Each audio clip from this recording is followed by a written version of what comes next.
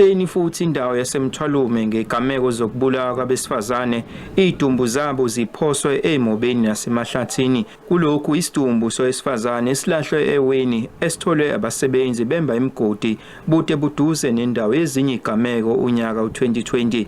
Isidumbu sakamuva sengeseshumi-2 ukutholakala kulezi ndawo kusukela ngonyaka u-2016. Bona mesisebenza la sisebenzela nje sathi siyaqalaza hayi nangu umuntu la phela umuntu lo hayi ngendlela esisuke ngayo kuyimani kwayimina indlela engisuke ngayo angani naso singayichaza kanjani. Ngo-2020 kwatholakala idumbu ezisithupha lapha zinamanxeba okugwazwa ezinye zishisiwe ngenyanga ezahlukene.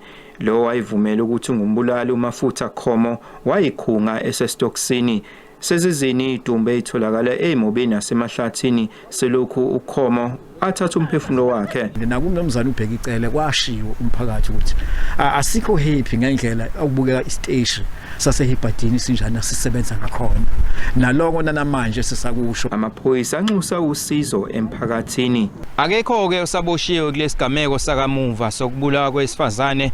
Isidumbu sakhe sase siphoswa lapha ehlathini emgodini omkhulu oseceleni komgwaqo. Eindabeni ze-SABC nginguvusi Khumalo eMthwalume.